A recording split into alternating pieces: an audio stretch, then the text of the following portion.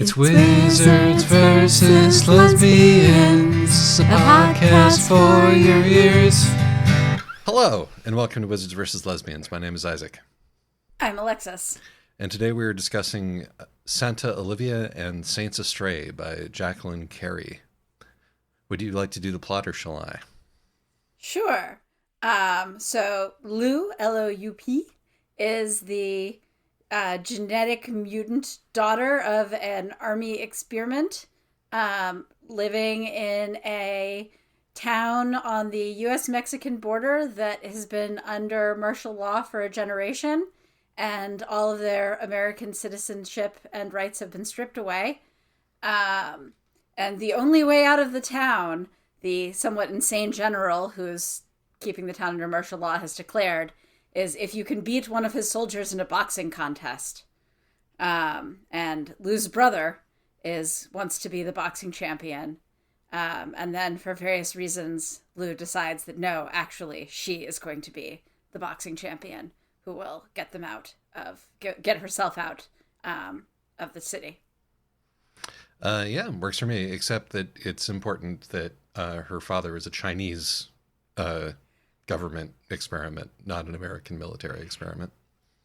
That's true. Though I believe that he was a Chinese military experiment in Haiti and then was seized by the U.S. government. He and his fellow super soldiers were seized by the U.S. government, and then they ran away from the U.S. government, and he passed through this town, had a brief love affair with Lou's mom, and then had to continue running away.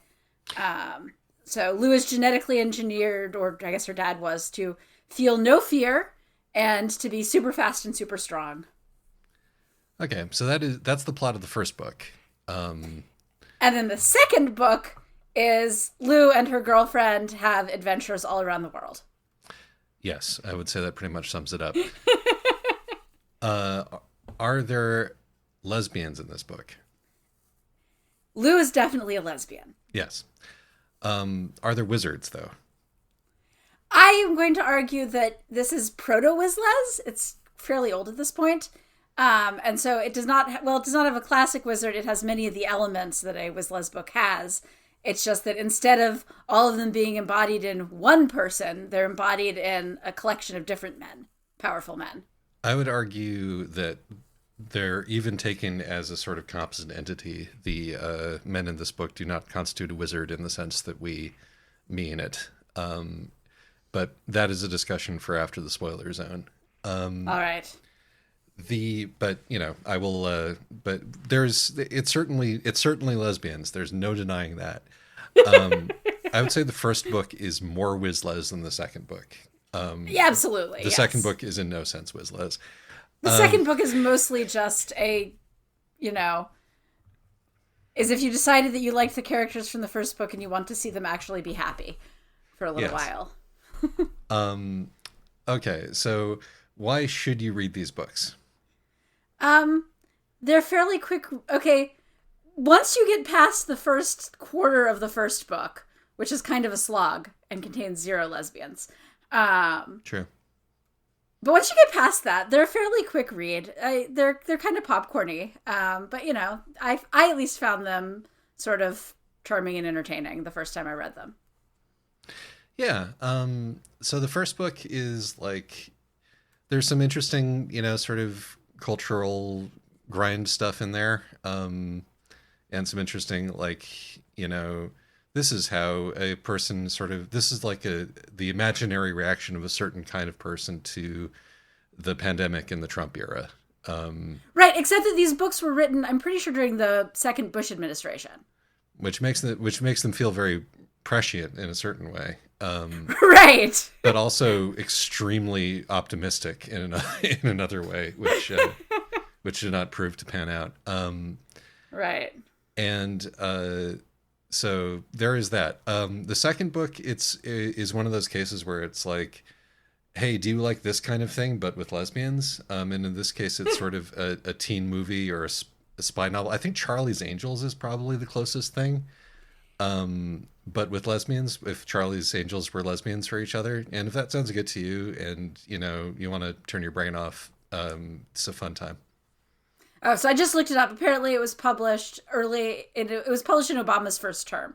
So Okay. it really does read like a comment on post 9/11 America, though. Yeah, no, I would have sworn it was written more recently than that, but also I would have sworn that it was written longer ago than that, which I think is Right. I think it's a reflection of the age of the author. Yes, also, this just reads like a book that was written during a Republican administration. Yes. Like, it has that mix of optimism for, America could be better if only it had better, people in charge, with also, I'm so depressed with how America is right now, that you get, I think, when written by a liberal during a Republican administration. Specifically, it feels like a book written by a very non-radical Democrat under a Republican administration.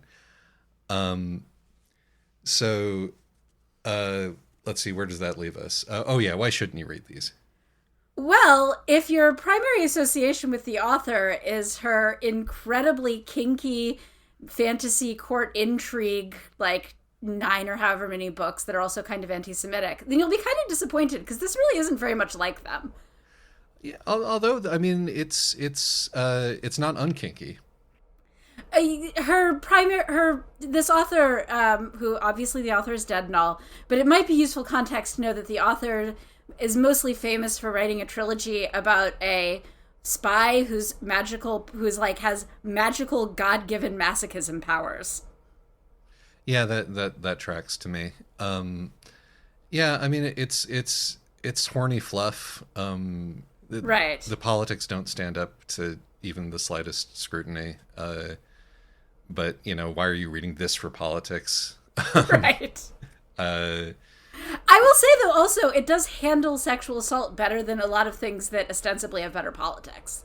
I agree. I kept thinking that these books felt like YA. I mean, the second one feels like just straight up pure YA, but even the first one feels a little bit like sort of Hunger Gamesy dystopian YA to me. And as an example of that, you could do worse. Yeah. Yeah. That being said, I didn't enjoy my time with the second book at all, and I only found like one half of the first book interesting, and it wasn't the first half. So no. So there is that. Content warnings. Well, there's sexual assault. There is sexual assault to a named character, and it's actually dealt with, rather than sort of, rather than turning one's face away with horror, or it being sort of It is a plot point, but it's a plot point that's actually treated with a certain amount of, seriousness. So, but without like overblowing it either. So, thumbs up for that. Right. And it is also placed in the context of a great deal of sexual assault that's happening because this is a town with a military base. Yeah. Torture, like Yeah. Abu Ghraib style, or, Guantanamo Bay style American torture. Yeah, I think that is why this reads so much like a Bush years book, is because all the scenes in the first book in the military prison are, straight out of the headlines. Yeah, and we should mention we're only talking about the first book there. There are no content warnings in the second book. Except No. This book is weirdly jolly about pedophilia.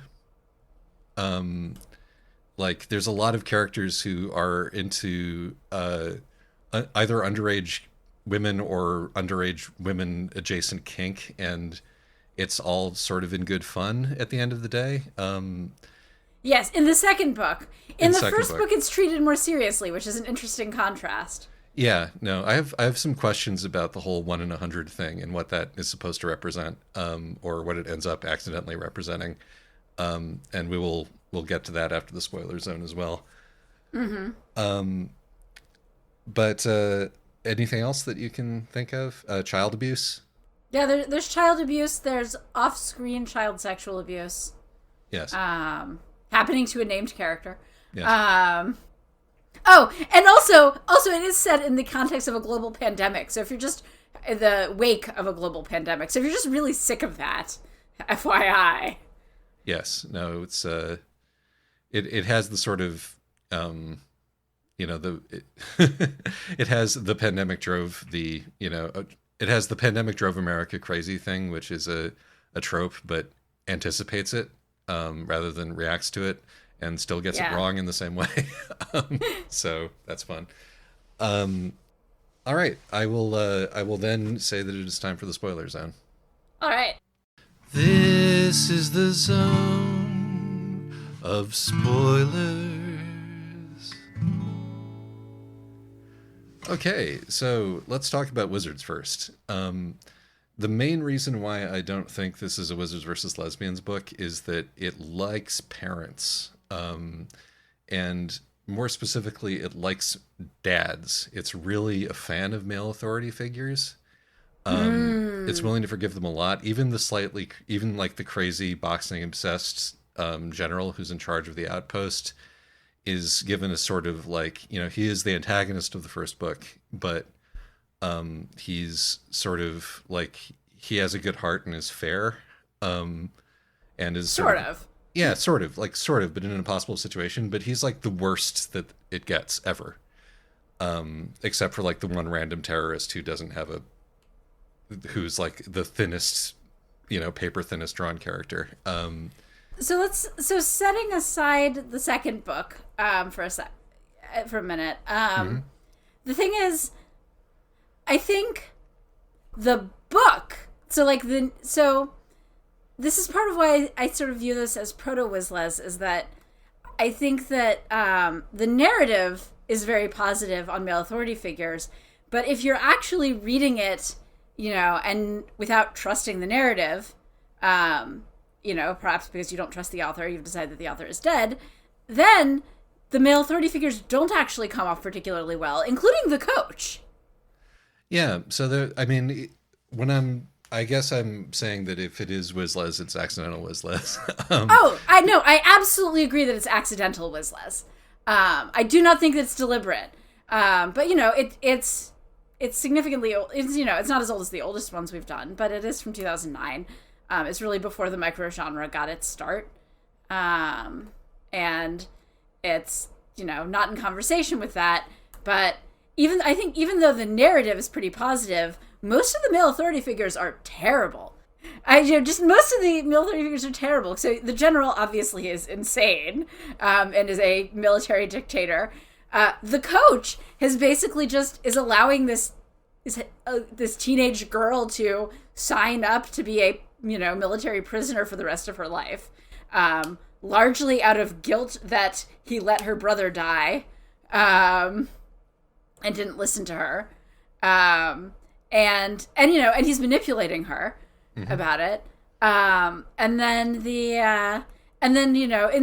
getting into the second book, the dad of the rich girl is terrible. I don't think we're supposed to think he's good. And the bodyguard guy is actually, kind of creepy, manipulative, and awful too. It's just, at that point, they have enough power that it's not as obvious. Yeah, if you were viewing this, as you said, it's sort of a tight, tight third person personal, mostly from Lou's experience, occasionally Right. from Pilar's. If you zoom out and objectively look at what's being depicted, your first reaction will be that none of this makes sense, but your second reaction will be yes, no, like all of the men here are scum.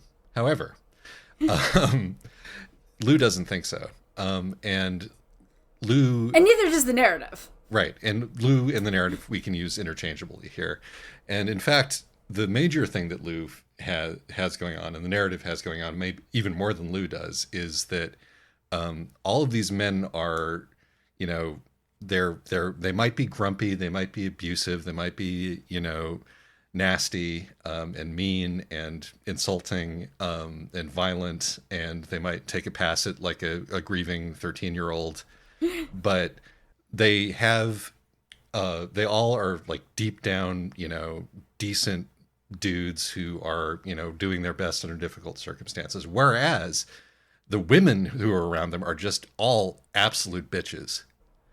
That's like, not true. it's at this point we had a long argument about whether the book treats its female characters worse than the men. We didn't end up coming to a consensus on the subject, so I edited it all out. The thing I can take away from this discussion is that the book is not anti-femininity in a I'm not like other girls kind of way, even though that's my contention. It's not a problem with femininity. It's just a problem with how women behave. And I could even be wrong about that. Okay, where was I? So having failed to come to a consensus on that one, let's move on to another subject.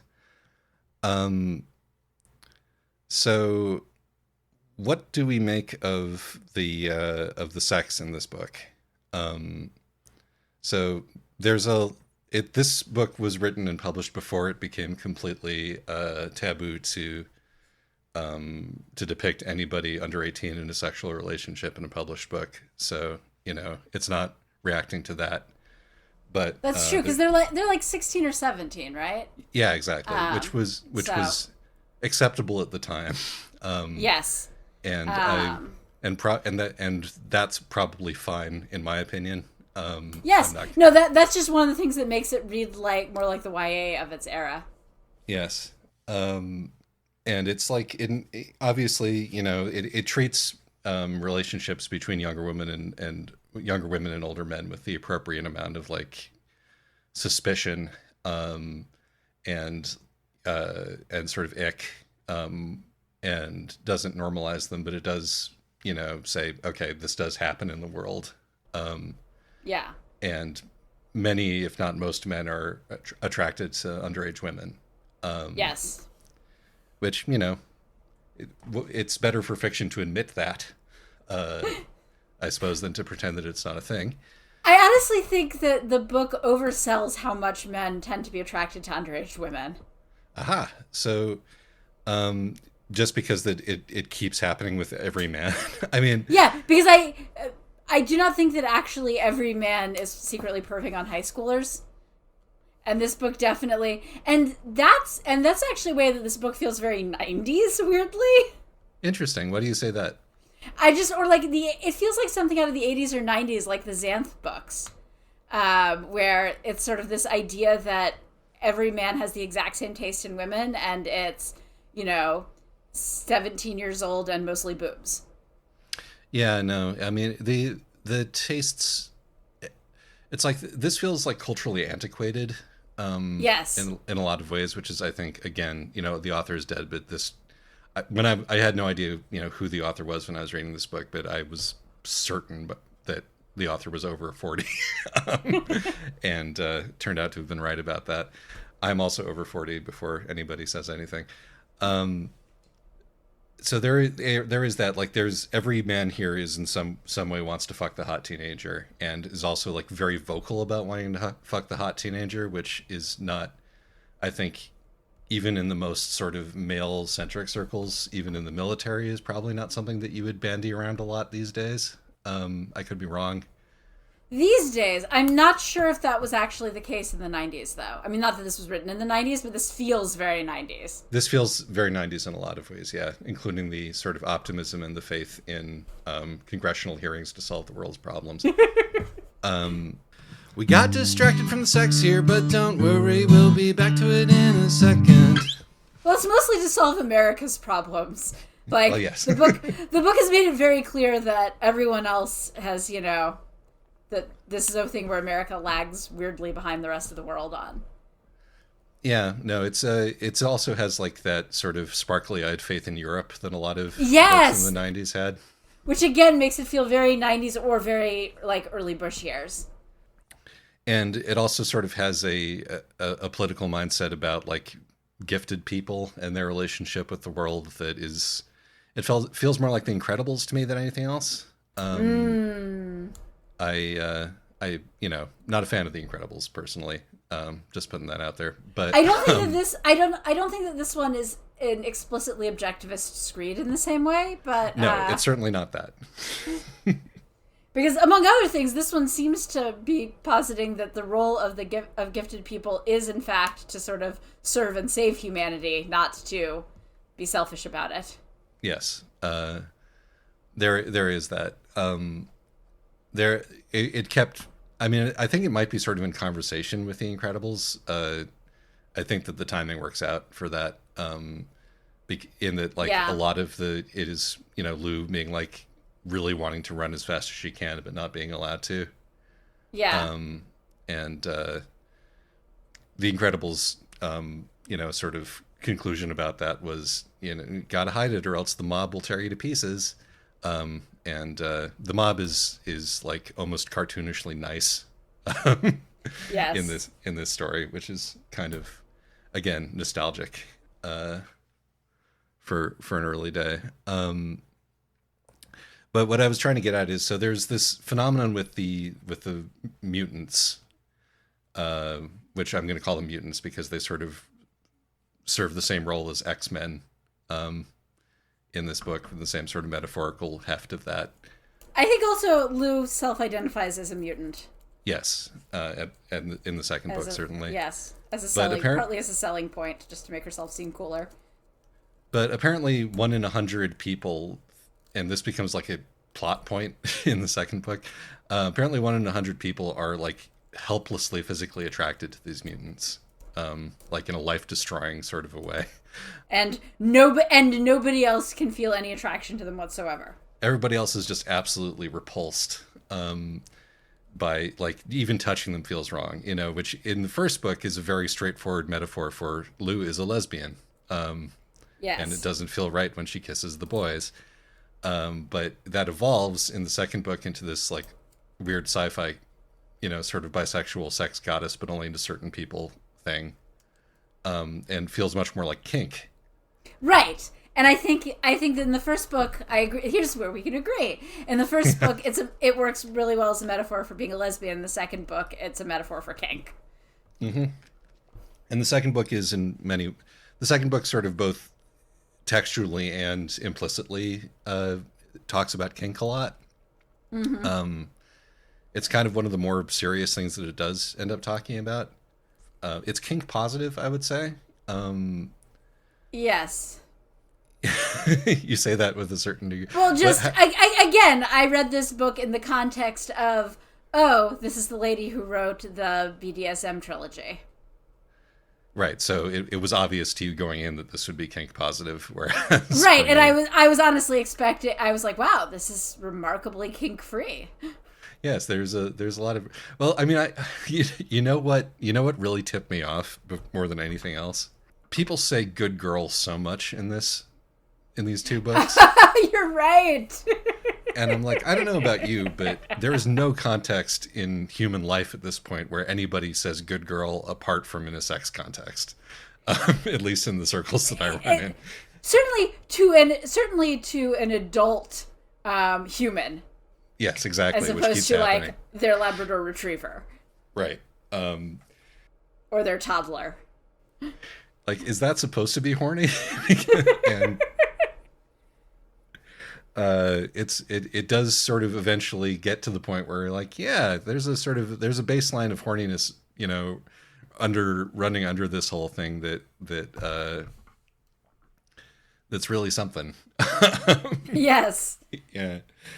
And I'm just wondering if it meant to equate like the 1 in 100 thing with the schoolgirl fetish thing, because it really does feel like one character has both, and there's sort of a thing about Lou being like small and mask and compact that might dovetail there, and obviously that's not something that you can really say out loud.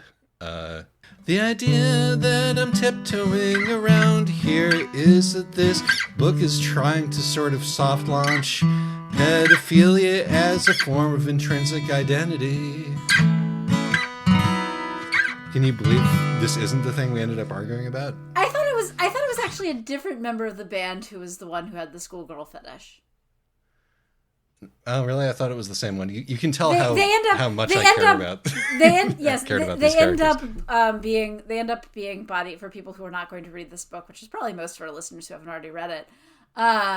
They end up at one point being bodyguards for like a British rock, but it's basically supposed to be the modern day Beatles, I think. In that Yeah. I'm pretty sure there's either three or four of them. See, this is the problem. There are three of them, in fact. It's a power Oh, trio. okay. It's a power There's a trio. drummer, a guitarist, and a bassist. But it's like it's a collection of shaggy-haired British young men who start out extremely popular with teeny boppers and are trying to move into a more experimental sound. Yeah, you don't really need to say the Beatles. This could be 100 different bands from. That's fair. Yeah, they could be Hanson. I don't think Hanson ever tried to move into an edgier, more experimental sound. Did they? This is true. Like No, that's why they settled strike into some very competent pop rock, where they had their dedicated fan base for years and years, and are, as far as I know, still at it. But anyway. Oh well, good for them. Yeah.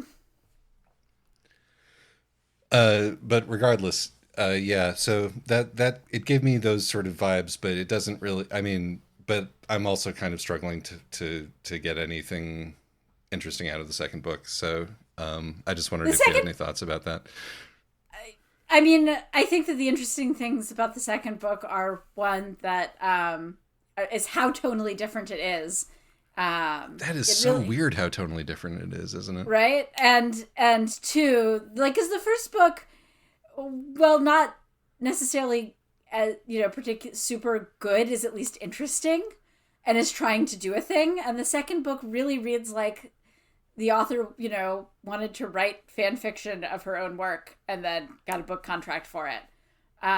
Yeah, it does feel like that. It's episodic in that way. It's like these are a bunch of like sort of fanfic setups, but it also feels like it feels like a teen movie. Movie, it specifically feels like to me is not a movie that I've seen, but a movie that I've heard discussed, which is Agent Cody Banks 2. Okay.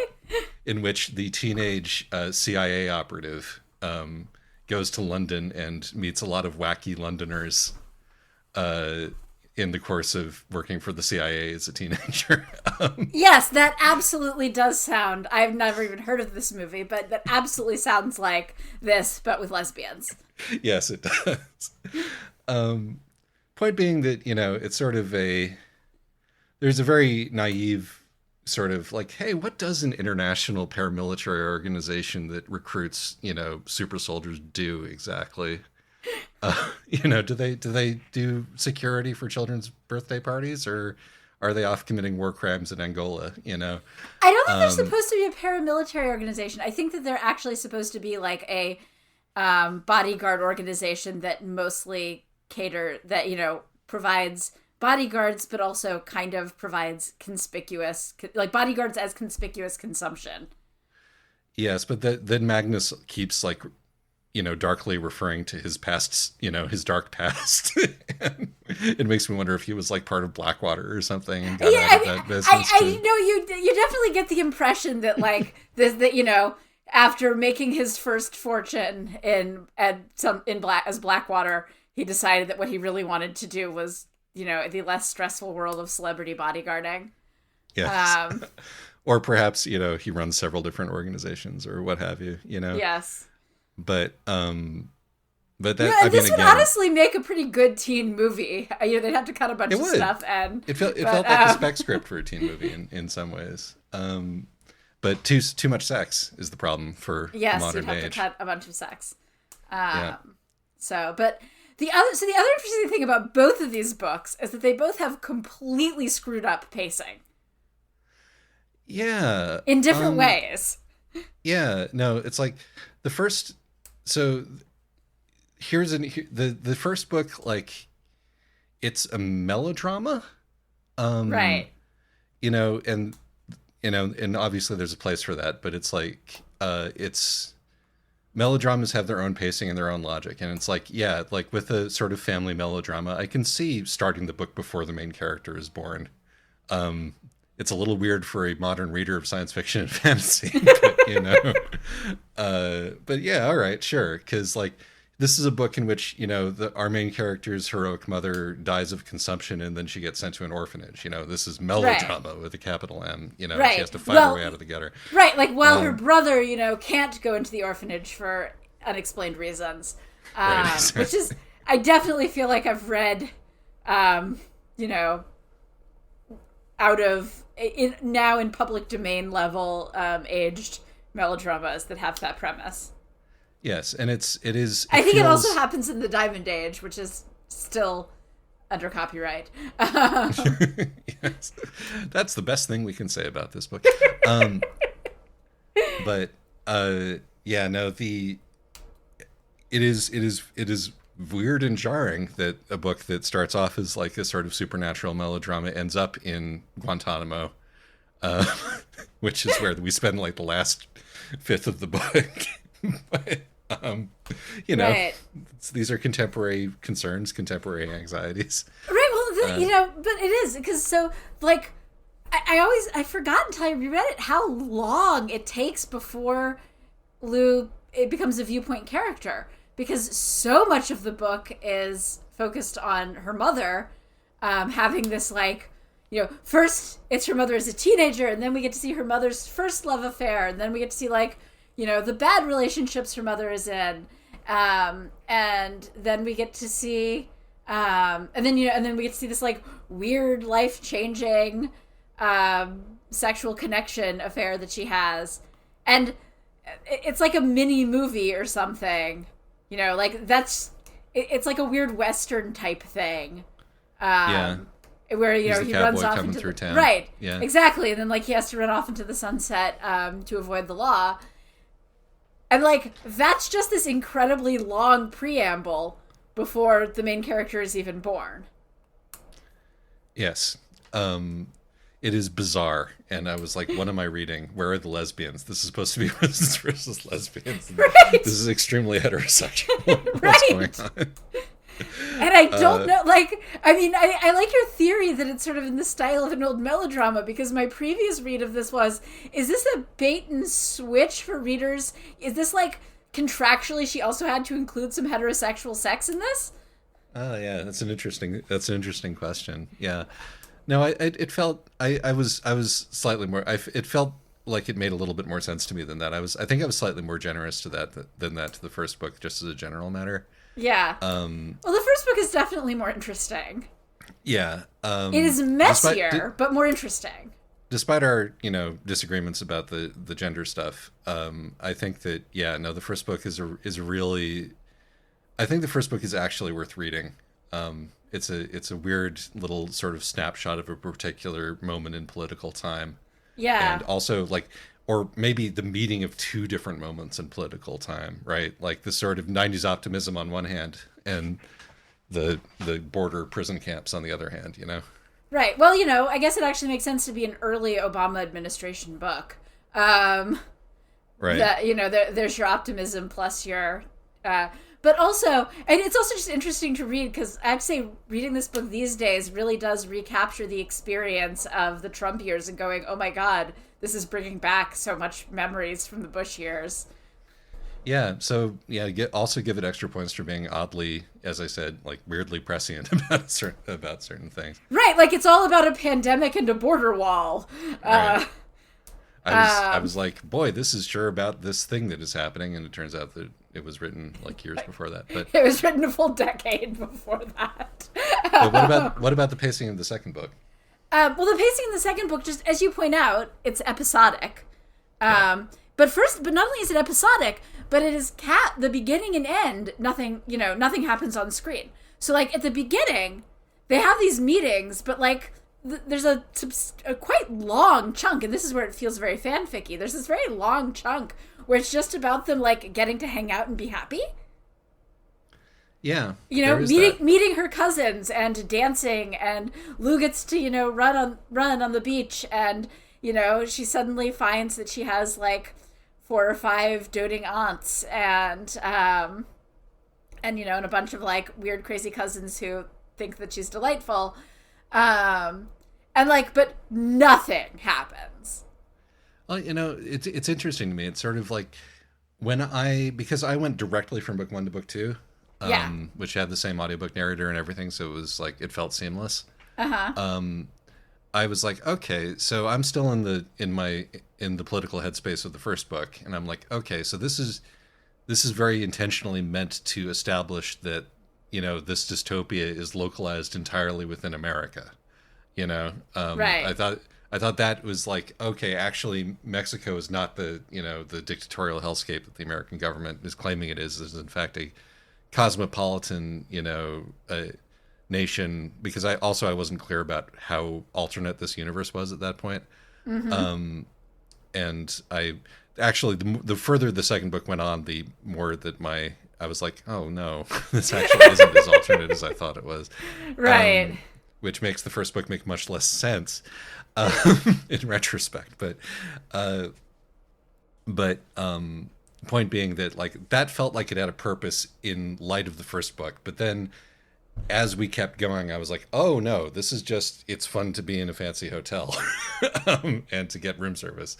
Right. And like, we're going to go for, this book is just a parade of treats, and we're going to go from treat to treat to treat. Right. Except until you get to the end, which is, so this book is, it is bookended by 2 things where nothing happens on screen. One is because at the beginning, it's because they're having all this fun. And at the end, it's because she's in a military prison. But this time she's being treated well, which, is like good for her and I suppose for the U.S. government. Oh, that's very first Obama administration, isn't it? Yes. But also, it's super boring. That whole thing was an aberration. We're fine now. Well, it's like, okay, no. We're still going to throw you in a military prison, but this time you do, this time you have some rights, and you get to read paperback books, and you get a lawyer. Right. This time you don't get the hose. Right. And nobody's going to start. You get MREs, and you get a lawyer, which is very important. Yes. But the thing is that there's a ton of stuff happening, but it's all off screen, which is what a weird choice to make. Like, because the narrative is occasionally willing to do other viewpoints. So, and yet we've established that, while all this stuff is happening, we're going to suddenly be completely stuck on the viewpoint of the person who's in a military prison and can't even watch the news most of the time. Well, I mean, I think that there's a reason for that. And I think it's the same reason why we get a whole bunch of, like, even though Lou is our viewpoint character, we get a whole bunch of one-sided conversations where Lou is talking on the phone and Pilar can only hear one side of it. Which is that I don't think the author wanted to write the senator very much, because the Southern senator is a pretty difficult one to maintain. When you're basically writing him as Foghorn Leghorn, but good. Yes.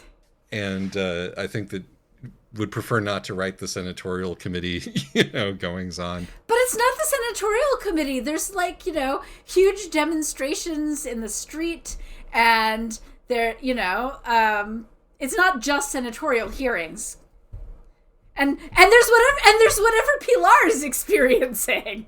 It feels like a much lower effort to go back to jail and just sort of sit around while that's all going on. Sure, it does, but it's really boring. True it is. It's just, what an authorial choice to make. Well, I mean, it's politically consistent, because we established with the international terrorist organization that shows up to menace children's birthday parties that direct political action is not acceptable. So what you do after you've done your capers is that you go and sit in prison and wait for and trust the process until the process, frees you. And that's how you get your happy ending. Yes.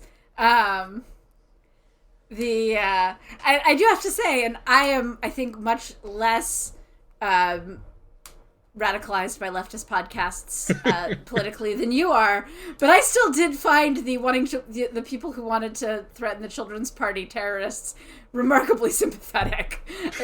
Incompetent, but they didn't even set the fire. That was a fucking coincidence. And that's the real thing, is that it's like, well, your real problem as terrorists is that you're incompetent. Yes. But sure, it's politically it is consistent, and structurally it's interestingly consistent with the first book. Both books have to end with Lou in prison in like military prison for a while, waiting to see what her fate will be. The terrorists are coming to your sweet 16 from a political perspective. What could it mean? Change cannot be made from violence. It comes only through politeness. So hand yourself over to ICE. But, it sure made for boring reading, and I was kind of sort of surprised that the editor was... It almost feels like the editor was like, you know what? Were edited? Yes, actually. Okay. I think they would have been significantly worse if they weren't.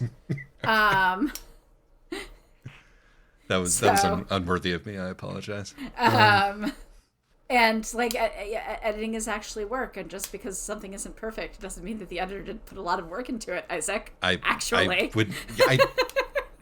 knew as soon as I said that I should not have said it.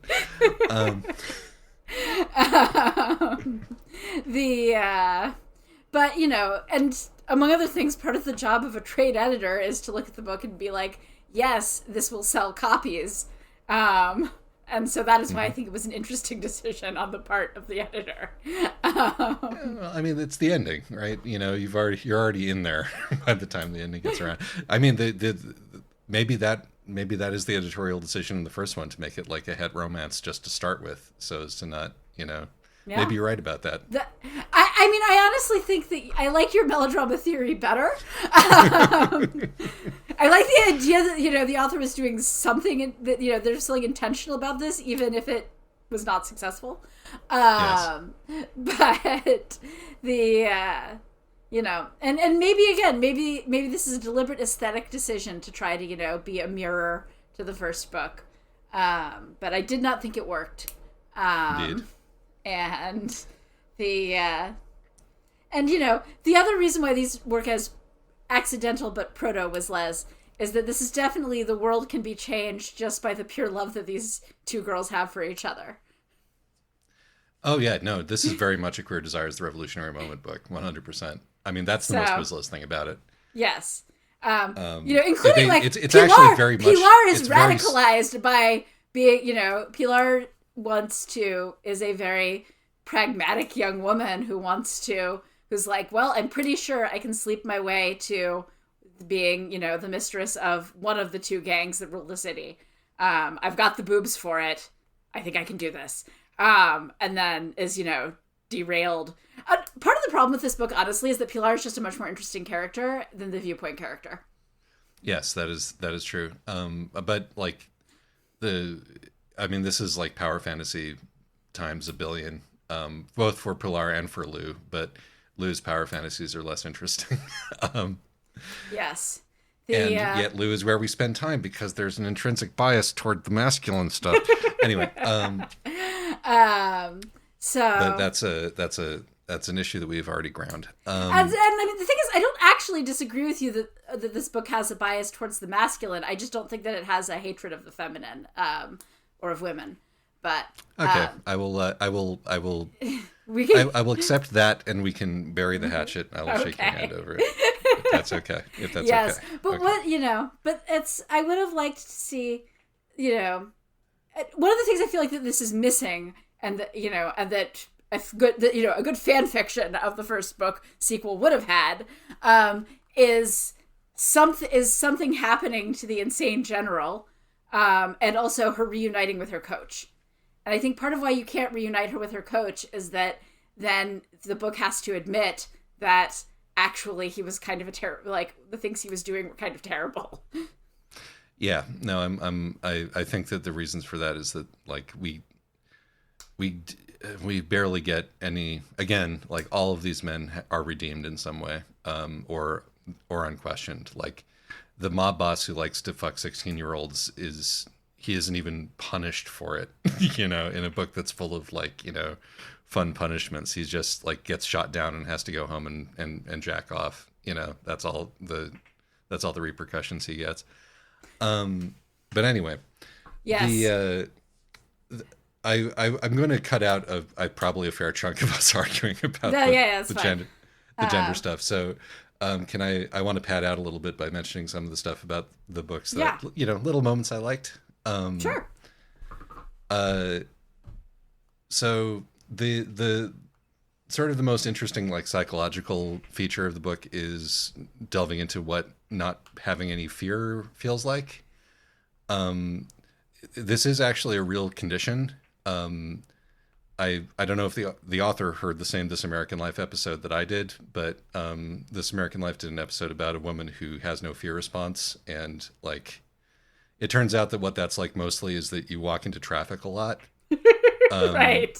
Because, our consciousness being what it is, it's very hard to stay focused. There are a lot of other processes keeping us, doing the right things all the time. That isn't just, our executive function steering us, and fear actually does a lot of that work. So like the idea that she has to actually learn, to act, in a sort of socially acceptable way despite her lack of fear. I thought that was pretty well handled. Yeah, I actually kept coming back to that. I liked the way that this is that, the lack of fear is clearly something that the genetic engineers wanted to be a superpower, and the book is very upfront that this is a disability.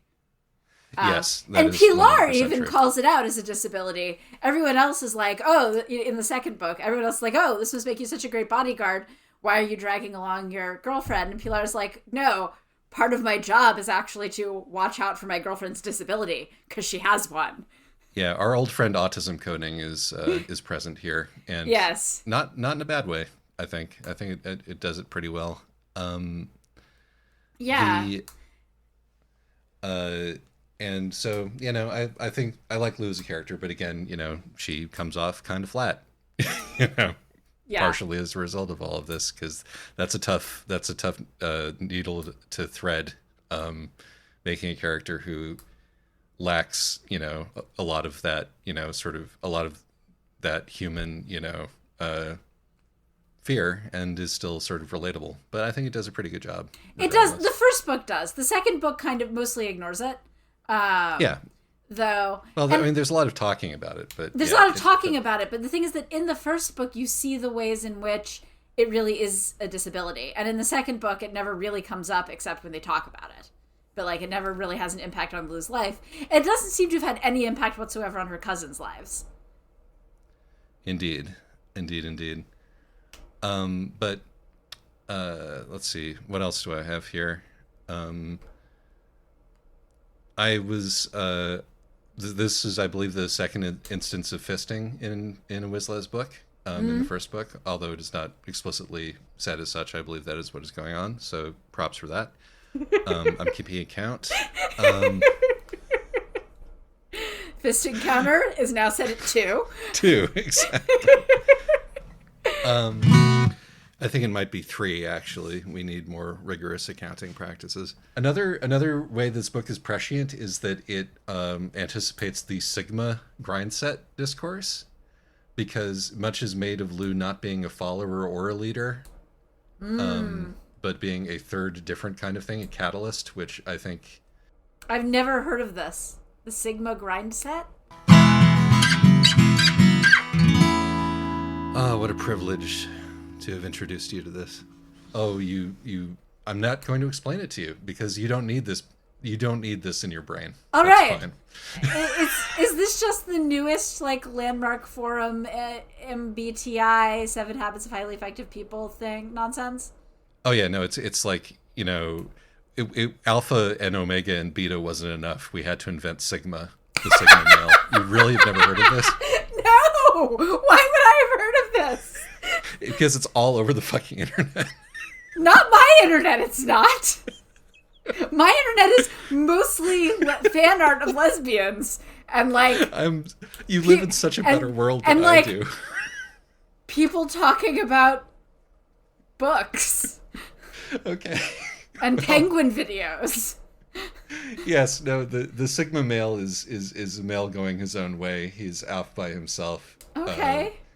Apart from the social structure. It's, a lone wolf. You know what part of the This is Yeah. like Sure. incels No, over- that I'm aware of these guys. Yes, I just never heard of the Sigma male. Okay, well, that joke didn't work, but as a result, but I'm really happy to hear to have been able to inform you of this on live podcast. And I'm going to continue going around, not running into it on the internet, I hope. I certainly hope so. It was everywhere for a while. I think it's died down a little bit Well, now. that's good. But yes, sure. Sigma. Sure. Lou is definitely a Sigma wolf. Okay. I felt Yes, like the wolf thing, I was a little disappointed also that the whole wolf thing was mostly a red herring. Like, her name is Lou Garen, specifically so that it could be a pun on werewolf, and yet it's really not explained why they're supposed to be werewolves. It's 'cause she's a sexy wolf like from Payback's a Witch. It's so she can growl in an intimidating and yet arousing way. Yeah, no, the cousins don't really act like a wolf pack. There's no butt sniffing.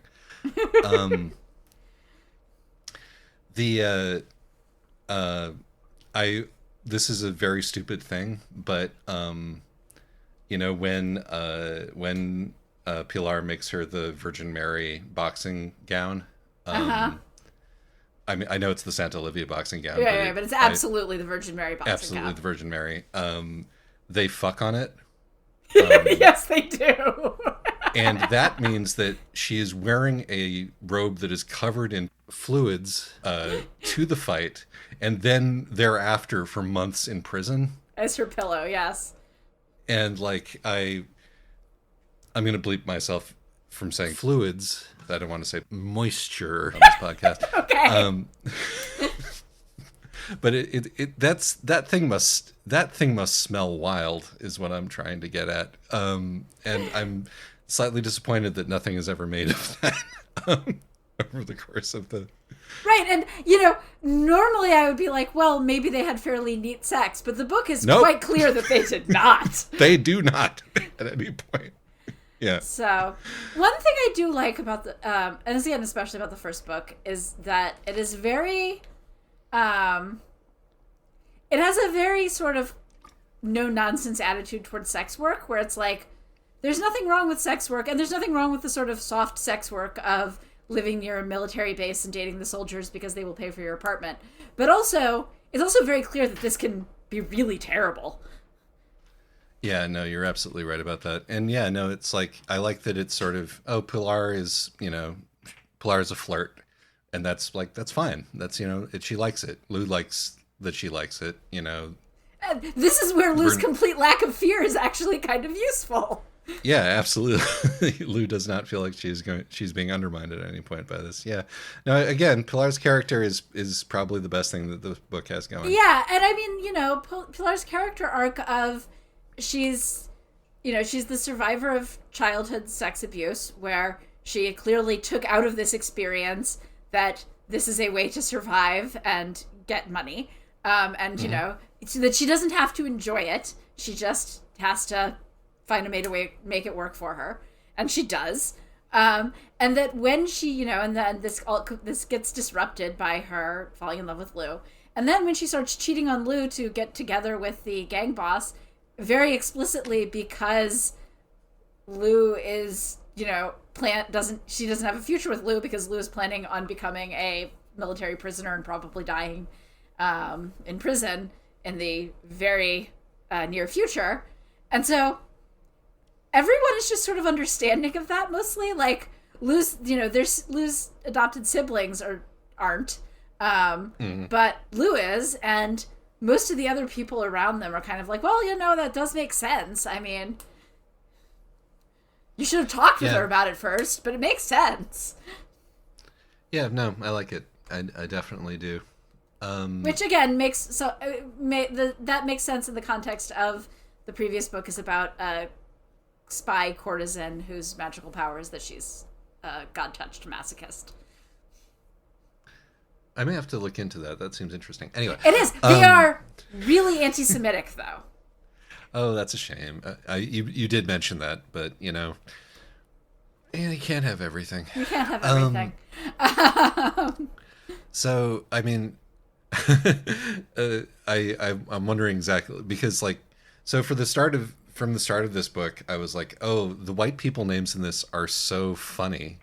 And I think that's a clever sort of, when white people try to, name somebody like Miguel Sanchez, right? Right. And we're really, and particularly when Bob Johnson, the boxer, showed up, I was like, I mean, there's a textual reason for his name being what. Right, but then also his brother's name is like John Johnson. It's John Johnson and Ron Johnson. Yeah, it's not even Bob. It's Ron and John Johnson. And I'm like, this is a funny riff on how, on the way that white people write other cultures. But yes, then, and Coach Floyd. Yes. But then as we started going through the rest of the world later, I was like, oh no, this is just how you write. I apologize. No. You should definitely not read another trilogy set in the magical masochism world where the main character sleeps her way through incredibly stereotypical depictions of basically a variety of cultures. Most of Eurasia and also like the Aztec Empire. It sounds like something Roald Dahl would have written. Except, weirdly, less anti-Semitic. Yes. The Roald Dahl book I'm thinking about specifically is My Uncle Oswald, which is a novel about stealing and reselling the semen of great men, from Stravinsky to Rachmaninoff to Freud to Rudyard Kipling. This is a real book. I got it out of the library when I was a kid and looking for more things by Roald Dahl to read, and in retrospect, we all should have known. That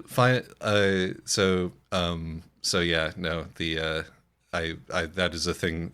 This is one of those unfortunate things where the sequel made me take points away from the first book in retrospect.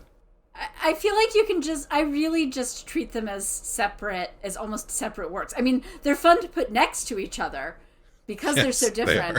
But they're so different that I really almost do read the second book as like fan fiction, but licensed by the author. Hey, if Yudala Lee can do it, I don't see why other authors can't too. The final note that I would like to make is that the explanation offered for why Kitsune Udon is called Kitsune Udon is incorrect. Yes. I hate to be that guy, but I must say that. No. When Kitsune Udon should absolutely not be, incorrectly depicted.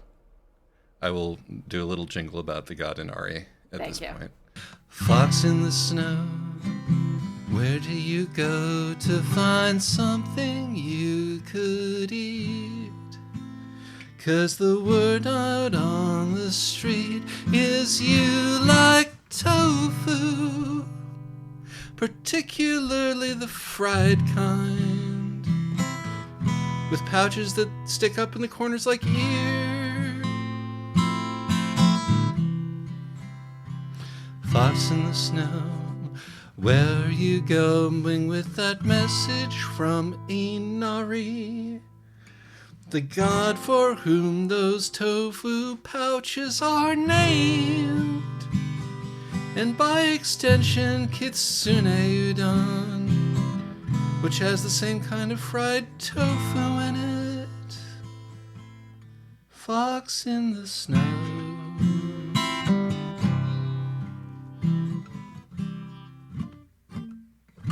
Okay, so I think that's settled. I do apologize for the combative nature of the opening, which will probably be mostly gone from this one. It wasn't even that important a point.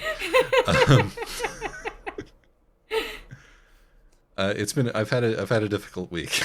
But I am sorry. It's one of those things where it's like I'm sure I would have. It's like this book, the second book particularly. It's harmless.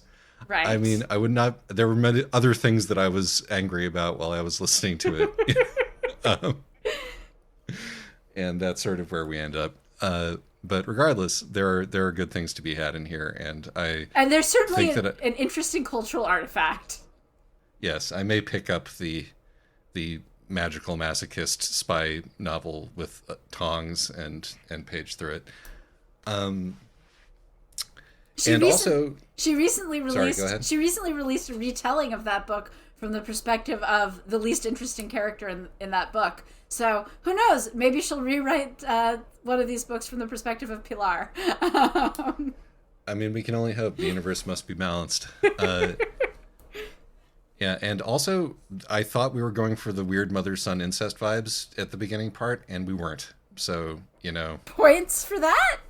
A+ for avoiding that, because you No. had me worried for a second. Don't worry, this isn't Marianne Zimmer Bradley. Yes. Oh. Well, anyway, next week we will be... Yeah, I might actually suggest that you just skip to These Burning Stars, which is a real change of pace. Thanks. I could use a real change of pace, I think. All right. Next week we will probably be covering, or next episode, we'll probably be covering These Burning Stars by Bethany Jacobs. Unless Isaac hates it, in which case we won't. I just want some good books to read occasionally. I enjoyed These so Burning much. Stars, so So hopefully I will too. yes. All right. All right. With that, we'll bring an end to this overlong episode. Goodbye, everybody. Bye.